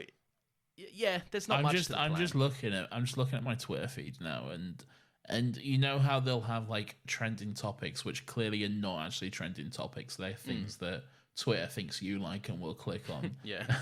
Here's my top 3 trending topics: Capaldi, Torchwood, Moffat.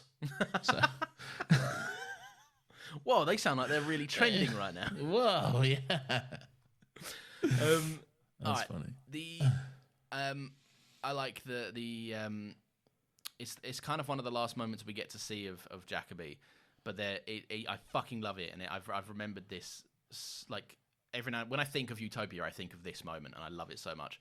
When Tennant barges in, Chantho's been killed because she fires the kill shot that forces him to regenerate, and the Doctor runs in, and the Master is just by the TARDIS door, and it's so brief. They just have a look at each other, and and obviously we've always said this, like the perception filters off, right? The Time Lords know each other when they see each other. Yeah, and he just realizes that's the Master, and the Master looks at him like, fucking like, and it must be confusing because like he's been talking to this man all day. Yeah, but now he's like, you fucking bitch, and there's probably like an element of like, Did he know? Did he know that I was like this? Yeah. I love that little stare. It's just like 2 just brilliant actors. Little look, says everything. It's very good. Yeah, very good moment. Gives you all you need in a very short space of time, and then again it leads into another great scene. Like after that, we get like 10 banging on the TARDIS and that whole sequence and stuff. And yeah, very good. But the regeneration itself, our second regeneration, yes, in New Who, as it were, and this is what kind of like set the precedent that like, or from this point on, all Time Lords regenerate the same way, kind of like it. It looks the same. Sure, there's a different color, or whatever, but it's the same like sort of like effect or whatever. Yeah, it's because I mean, like classic series had like the Doctor was a weird paper mache man that walked into himself and is like, now I'm the 5th Doctor, and then he was like, and like I think that was I know what you mean, and I can picture it, but I think that was a specific circumstance. Like it wasn't just like, oh, this is what the regeneration looks like. A paper mache man. That's very funny. It's what he looks like. But also, like, that's also like kind of been retconned though. Like as Doctor Who goes on, and we're getting like updated and new looks at like what regenerations were. They're adding in like the glow effect and stuff. So it's kind of getting retconned and stuff. But I like it. I like having the regenerations the same sort of effect. I liked it. They should have done it. I think stick to your guns. I think like the way they handled David Bradley and the transition, where they just played the last episode of William Hartnell again in Twice Upon a Time. No, but they added the glow onto that though as well. Oh, did they? Yeah, you'll see it when we get around to it. But yeah, David Bradley has the glow as well. So. Okay, yeah, and then like we get to see like the tiniest bit of what they're legally allowed to use of Christopher Eccleston's face in the 50th. They can use what they want. They can use as much as. All right, but I'm just saying it cut away suspiciously quick. Oh no! Sorry, I thought you meant like archive footage in. Oh no! In the John, yeah, no, okay. I'm talking about the CGI generative half John Hurt face. Yeah. Yeah. No, that was. Well, we'll talk about that when we get to it. But yeah, I think the regeneration. I think. Oh, no, go on. We both think. we do. We certainly do. I'll go. I think this regeneration is dumb. I don't like it. Yeah. Oh. First of all, I don't like the green or whatever. It's colour. It's like a white burst of some colour strips. I hate it. Keep it orange. Keep it the same as all the others. Keep it orange and glowing and fire or electricity or whatever. I like that. The horrible face morph and then scream. It's so bad and dumb. I don't like it. I think every regeneration can look however they want it to look, provided that from now on the accepted norm is that every regeneration comes with a scream like a bird. Like some kind of eagle fucking screech. A scream that's clearly neither Derek Jacobi nor John Sim. It's just some like sound effect from somewhere. And it's horrible. I like it, right? I know it looks bad, but one of my favorite things is to see a face morph in a regeneration. Like I want to see the last moment and the first moment of the old Doctor and the new one. That's why I like TENS so much. I like that you get to see him morph into Matt Smith. I like part of the 12 into 13 because you see the eyes change. I like those moments, and I think this is very confident, certainly. Yeah, it is, yeah. But I think for the most part in 2007, like, I'm okay with it. And I don't know whether it's probably just a preference. I think the colours look very cool. I like it the way it looks. And I like the eyes, like, rolling like a fucking casino machine. It looks great. No. I'm not a fan of the colours. I think the like orange yellowish glow that we have, it just looks so good. I think it always looks great, and I don't know. You like a meeting in the middle of the regeneration from 9 to 10, because that was basically just the PNG or the fucking green screen explosion of the head. Like it looks good for the time. Like I understand that it was obviously limited by what they could do at the time. Technology wasn't great back then. And, the budget was like 10 pence or whatever. So, like, they weren't working with a lot. It's fine for what it is. But it's also, like, I think we even described it as very quaint. Like, compared to, like, regenerations that have come since. My favorite regeneration so far is, in terms of visuals and just how it looks, is Jodie Whittaker's. Jodie Whittaker into David Tennant, which sounds weird. But... that regeneration is fucking stunning. Like, say what you want about that era, whatever. I think if you disparage how it looks, I think you haven't watched it, because it looks so good to me. Oh yeah, no, and specifically, it looks like cinematic TV, right? It looks It does. It looks great, and the visuals are really great. As for that regeneration, it is one of the most beautiful, I think. I like the colours in that Power of the Doctor regeneration. It's more of a yellowy orange, a nice kind of paler. And it's colour. It's more lightning than fire as well, which is interesting. An interesting switch up. Yeah. And it also makes you think, like, how was the Doctor ever stupid enough to regenerate in the TARDIS? When this is what happens, like, you can see like how far that goes and like how big the effect is. Like, what are you doing, man? You're just essentially setting off a bomb in the TARDIS every time. And then you're annoyed because, like, you're brand new, you're a new person, you're distressed. There's probably some sort of thing that you have to do, a problem you got to solve, and you're like, the TARDIS is too busy fucking rebuilding itself, and I can't use it. Exactly, yeah. Look, I like it. I think, like, for better or for worse, what we have is an interesting revival of the TV show that has taken the concept and just worked era by era to change it and perfect it, keep it modern and up to date with the times. Well, I'll respect that. Yeah, I think it's been done better since, and I think the colours were an odd choice, and one that they've also thought that too, considering no other regeneration has. Like, even other Time Lords, they've been like, yeah, we'll stick to the orange. Yeah. Do we see the Master regenerate again? No. I don't think we do. I don't think we do. No. We get a weird John Sim transition, like when he regenerates from John Sim into John Sim with blonde hair, Oh yeah, yes. but I no, we definitely don't get one for Missy. We don't get one for Sacha Dhawan. So no, yeah, because that's the motif with the Master is the Master's dead and then he appears or she appears again. Yeah. And like, I've actually been alive this whole time actually. So. And there's always a big fun reveal, which is oh, that's my name. Right, I've just put in an episode of so much sizzle and then just this incredible payoff. Yeah, with the Master reveal, they still this is genius, Russell. Right? Are you going to steal my thing? Yeah, I think you're stealing my thing. All right, let me say it and then you can jump on it. Well, no, go on. Do. I'm not going to make a change. Do what you need to do. He makes room for even more sizzle. Okay. When Martha says that she knows that voice. Ah, okay. No, you didn't steal my thing. Okay. Interesting. Yeah.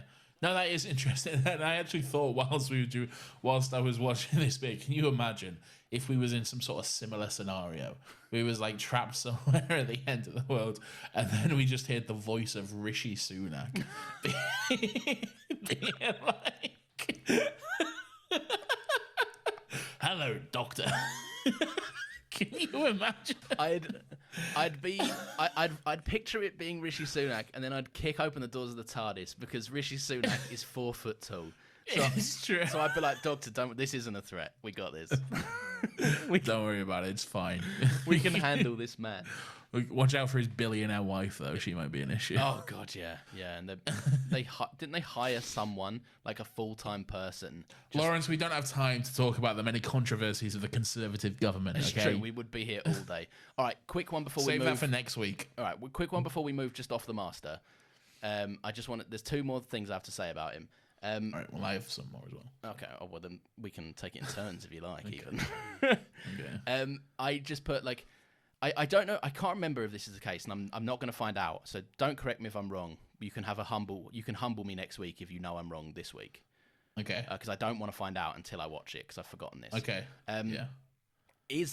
There's something quite sad about the Master now. From this moment, he's John Sim now. The Master, as he is now from the future, being the person who then sent the original signal of salvation to Professor Yana, the person that told them, because we know what happens to the Utopia rocket, right?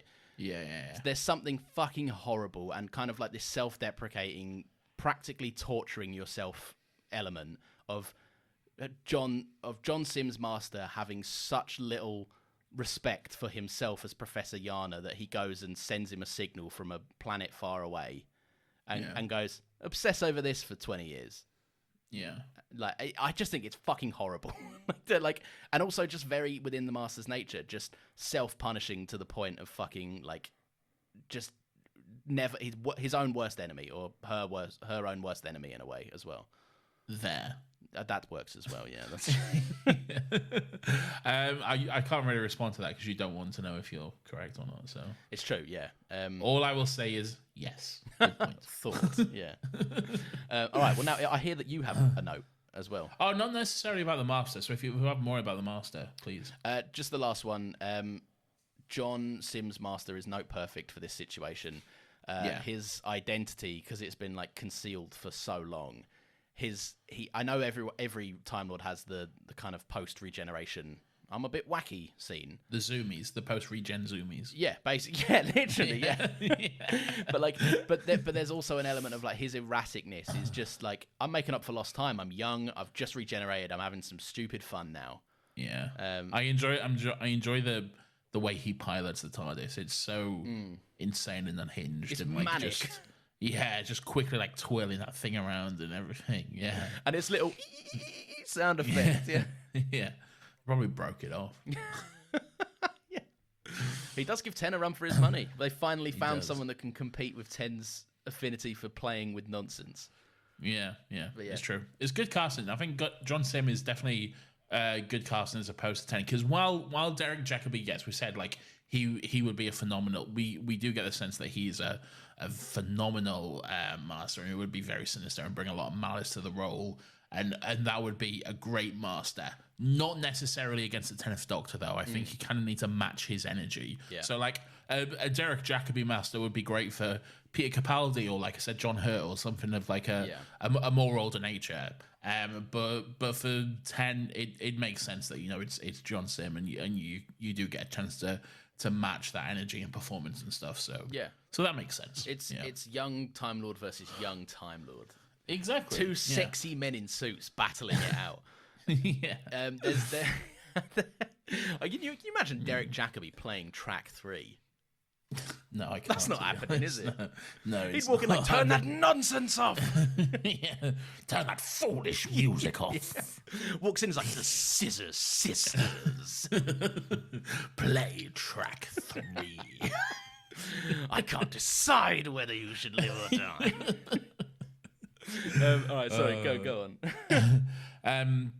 No, just the kind of one of the last things I want to say here is I think in a scene that is so tense and it's already filled with so much tension, and the fact that the Master is here and he's locked himself inside the TARDIS. We've had the regeneration, the future kind of trying to pour their way in. There's already so much going on. The fact that Russell gives us a new, I don't even know how to describe this, but an upgrade to the Sonic, as it were. Yes. This is the first time we see these Extendo Sonic, really. Is it the first time we see the Extendo? This is the first time. Yeah, this is the first time the Sonic's been extended. This is, Holy shit. Interesting stuff. Well, I mean, the Master's here, so it calls for a push-up, doesn't it? And it's a big moment as well. He, like, holds it right up, and it's like... What is that?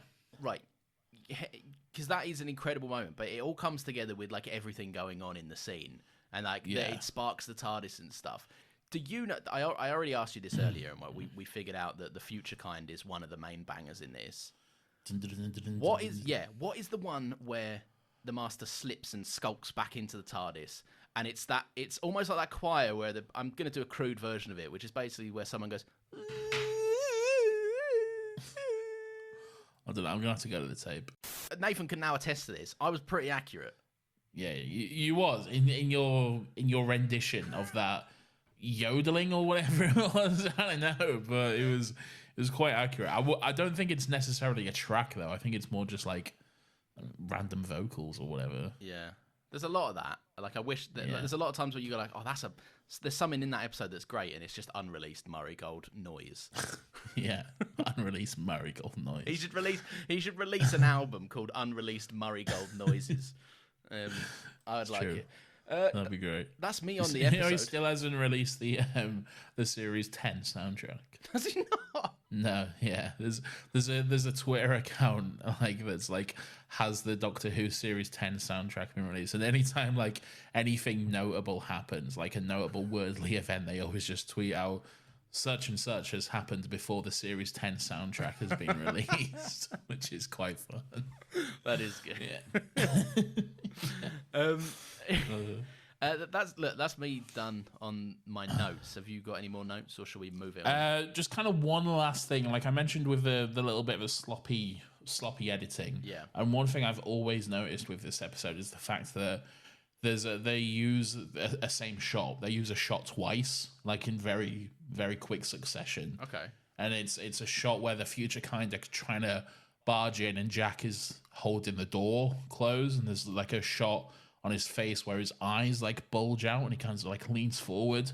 They use that exact shot twice, and it's like 10 seconds apart from each other. Okay. And it's sloppy. Yeah, a little sloppy. That's like, have you know the bit in Doomsday when the Cybermen are walking up the stairs? Yeah. Have you seen what they did with that? I saw it. Someone on Twitter posted it recently. With it's the shot of them walking up the stairs, and then to give the illusion that they're walking up more stairs, they flip the shot and just play it literally directly after. Oh, really? Once you see it, you go, oh my god, how did I not see that? There's a moment in the Series 5 opener which I always notice, and it's similar to that, and I'll reveal that little tidbit when we get there. A sizzle in an episode filled with sizzle. Yes, indeed. Do we do Weirdo first or Twitter first? We'll do Twitter first. Wait, do we? I have no idea. I can't remember. No, me neither. No, we'll do weirdo first. Okay, yeah. I've no idea. We'll go with weirdo. Why not? Why not? Weirdo of the week.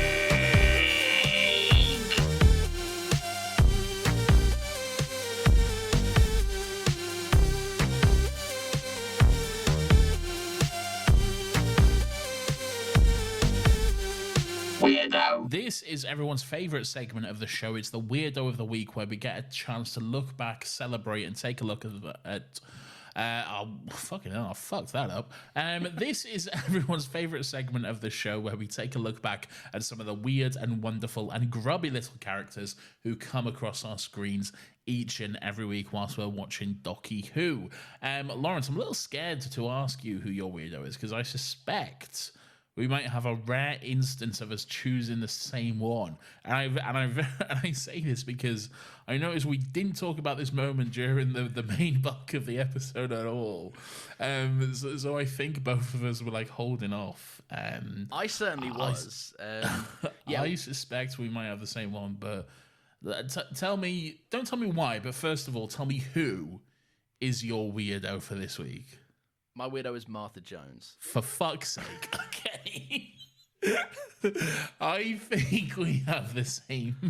Well, we have the same weirdo, because my weirdo is also Martha Jones, and I'm pretty sure we have it. There's only one weird thing she does in the episode. There is one weird thing she does. Please, the honour is yours. Thank you. Nathan's a private man, right? I find myself to be a private man too, to a degree. But I think something everyone listening at home can empathise with is the right to privacy amongst your possessions. Yes, 100%. I don't care how bizarre it is that someone has a severed hand in a Bacta tank in their bag. That's their business, all right? Yeah. It's in their bag. Also, side point, Jack's running like a marathon with that in his bag. That's pretty mad. It's impressive. So, right. Although, how much does a hand weigh, really? Yeah, it's probably more the metal fucking tank of water. Oh, yeah, that's fair. Yeah, that's true. All of Good that point, stuff. Yeah. I was about to be like, plus it's like dead as well, the hand, so maybe it weighs more because it's dead weighting. A hand is always dead weighting. It's us that lifts our hands. Right. My thing is, right, I don't care how weird it is that the hand is there. I just think it's very bizarre that Martha is snooping. I don't like... It's so weird. The fact that it just cuts to her and she's just going through Jack's bag. And she's like, why you got a hand? Like, why are you looking through his bag? Imagine if there Martha. Imagine if there wasn't an explanation for that. Imagine if it wasn't the doctor's hand and the Jack's like, what the fuck, man? Like, come on, that's my private hand. Imagine if he's just got some books in there or like photos of loved ones, and she's just like, "Oh, I'll have a look at this. What's going on here?" He's like, look, the last time I was traveling with this guy, I got stranded for 100 and some years. Right? Yeah. I wanted my hand with me. Exactly. Okay, just give me a fucking break. It's so weird. Yeah. So we do have the exact same one. Okay. Which, yeah. There we go. Very fun. But yeah, look, I love Martha. I'll defend her to the end of the earth. She can do no wrong in my eyes, but this is weird. Yeah. This is just a very strange and very rude, if I'm being honest. Just a very rude moment. Why would you do that? You don't know Jack like we know Jack, Martha. You met him 10 minutes ago. Yeah, and now you're just going through his things. Have a bit of respect. I know, it's so weird. Anyway, there we go. That's a rare instance of us having the same weirdo. I think it's happened once before. Yeah, I can't remember who. No, me neither. But it has happened before. Yeah. What we should do is like wait until we have 10 weirdos that are the same, right? If that ever happens, and then just battle them out in like, you know, them TikTok videos where you twist your head for like which one you want to vote for. Oh, like a filter thing. Yeah, we do that with our weirdos and determine who is the weirdest of them all. So we have to get someone to design a TikTok filter first of all, for us to play this little game. It won't be us. Okay, sorry. Someone else will have to do that. Great. Nathan, have we got any tweets or emails? Yeah. Oh, I haven't actually checked the emails. We have one tweet. Ooh. I know we're raking in the engagement this month. Hell yeah. Is it from Dijon Evans? We do have an email as well. Ooh. See if you recognise that one in a second. So this made me laugh a lot. I read this earlier, this tweet, and I burst out laughing. Okay. I don't know if you've had a chance to see this. No, I have. I stay off the Twitter on the day now. But it made me laugh a lot when I saw this. So our good friend Greg Cactus Face has tweeted in once again. No. You may remember Greg. He's tweeted in quite a few times now, all with a sort of similar theme to his thoughts. Have we become a burden on Greg? We might have, yeah. We might have. So Greg Cactus Face at G Cactus Face on Twitter. He says the main member of the future kind has a diamond tattooed on his forehead. This is a reference to the baseball diamond, which is the main playing area in American baseball. Oh, that's so good. Greg, right. I need to say this, right? Right. We love this. We don't want it to stop, but never feel pressured. You're under no obligation to do this. You are. Well, if you want to be free of this curse, you are absolutely free. That being said, I will enjoy it. I will anytime it comes up. We then also have an email come through. This is from one Joe Donnelly. I know that guy. He was best man at your wedding. Well, one of them anyway. I was the main best man. Okay. Hello there, you handsome devils. Hello. I've not read this, by the way, so if there's anything racist, then I'm sorry. My thoughts on Utopia are it has one of the best cliffhangers in Doctor Who, and it was a brilliant episode to culminate in the build-up of the whole "You Are Not Alone" prophecy from the face of Bo. We'll see. David Tennant is brilliant how he switches from helping the people get to Utopia to realising the severity of there being another Time Lord. Derek Jacobi is brilliant as the Master, even though it is very brief. How he changes his whole character arc from the Professor to the evil nature of the Master is brilliant. Love this episode, and it kicks off one of my fave two-parters in Who. Okay, all right, Joe. So, Joe's chosen a side. So that's interesting. I know that's a lot, so feel free to only use a chunk of it. I've read it all now. P.S. Chan, big love to the pod, though sent from my iPhone. Oh, Joe, you should have put Chan sent from my iPhone, though. Thank you very much, Joe. So there we go. Yeah, it summed up a lot. Like, it mainly was Tennant and Jacobi. Yeah, and we've spoken about them. It is brief. That's one of the crimes of this fast moving kind of saga in season 3. It is one of the crimes, and it's unfortunately one of the I don't think there's anything wrong with it. It's just interesting to imagine what could have been. I would say hopefully at some point down the line we could get some sort of flashback sequence or more with Derek Jacobi, but then might want to hurry up with that. Yeah. Might want to not leave it too long. Not for any reason, just come on, just get to it is what I'm saying. Yeah, you might want to just get a move on that if that is something anyone wants to do. Yeah, I would very much love to see it. Yeah, I would too. It would be. Has he spoken about a lot of fun?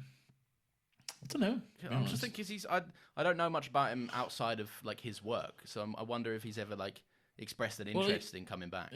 Well, he does the Big Finish stuff quite regularly. That's true, yeah. So, and I think there's one that came out quite recently, or is coming out soon. So it's still something he's very much involved with, and still does. It's a character he still plays. So yeah, I mean that's true. Yeah, you kind of just because it's not on the screen, it doesn't mean he's not actively. He has probably a relationship with this character. He knows the Master now quite well, I'd imagine.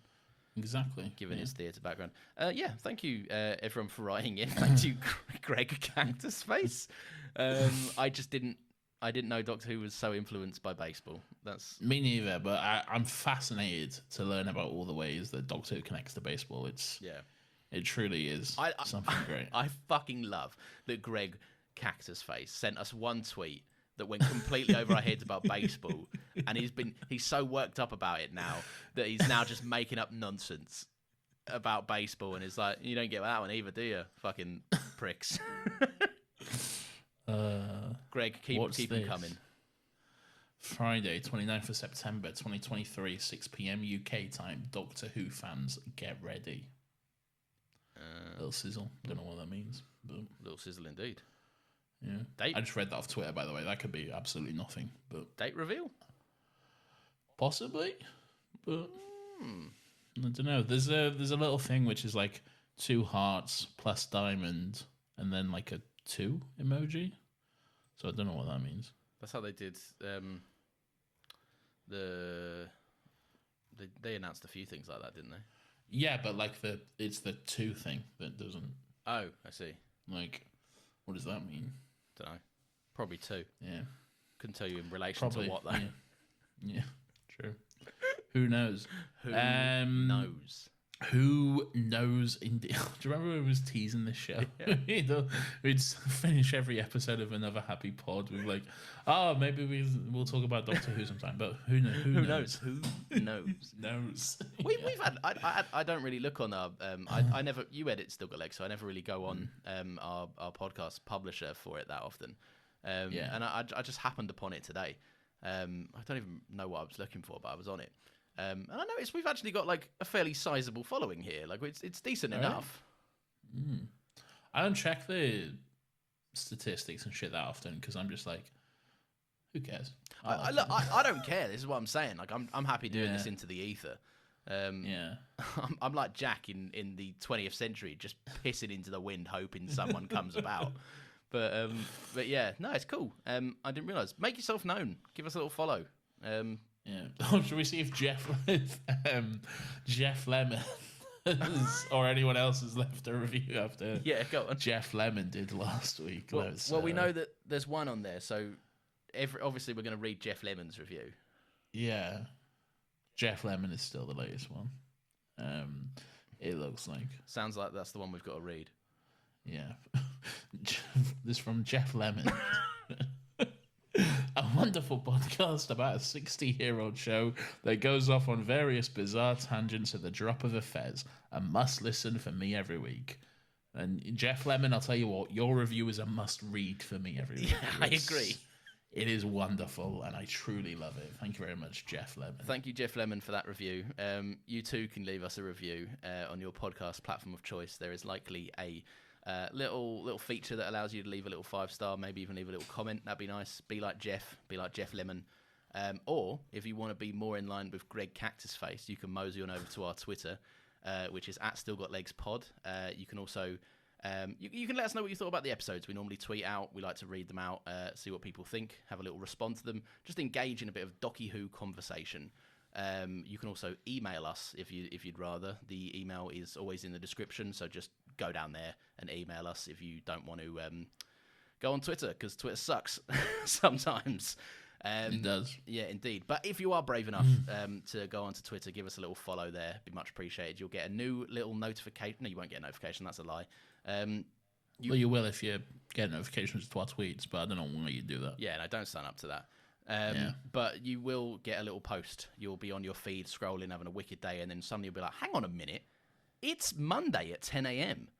And you'll look down and your phone will also be showing you that there is a new episode out.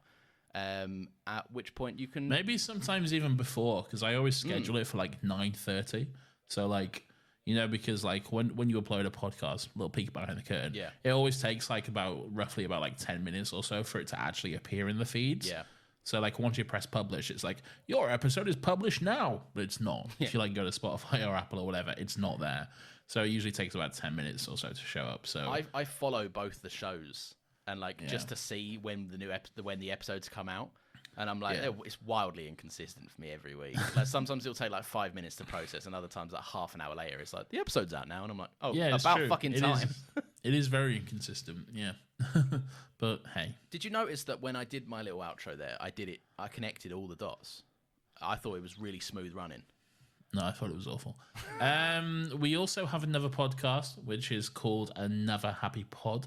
It's our pop culture podcast where every week we talk about a movie, TV show, video game, and whatever else is going on in that realm, and we say nice things about it because we like to. Well, sometimes we do. This most recent episode was Inglourious Bastards, and the next episode is Ahsoka. Wonderful. We can tell who's across which podcast, can't we? What fun for all. Look, I'm not discredited. Nathan holds it down here. I'm very much not across any of this. Yeah, it's true. It's true. I have my spreadsheet. Yeah. Yes. So next week we kick off the 2-part finale. No, you're not might going to say catch me like that. We've already started the 3-part finale. You meant to say. I don't know if we have. Right, I should message Catherine because maybe she's coming on for the final episode. So. Oh, that's true. Yeah. If you hear this, Catherine, I'll message you. Maybe you're coming on for the final episode. I need to get in touch. Or maybe I already have by the time you hear this. So yeah, we need to sort that out. No. There's no timeline to this. Nathan needs to message you. You might have already been messaging him the last couple of days, but it's urgent and he needs to get back to you now again. Let's just do it on air. Catherine will record on the. Let's see what day will we record. No, I'm not doing this. There we go. So yeah, that's it. That's the show. Any final thoughts? Yes, my final thought would be you always flounder at the end because you forget you've got to press a button. I do, yes, I forgot. So Lawrence, apropos of nothing, any final thoughts while this music fades in? Yes, slowly? Doctor Keyz.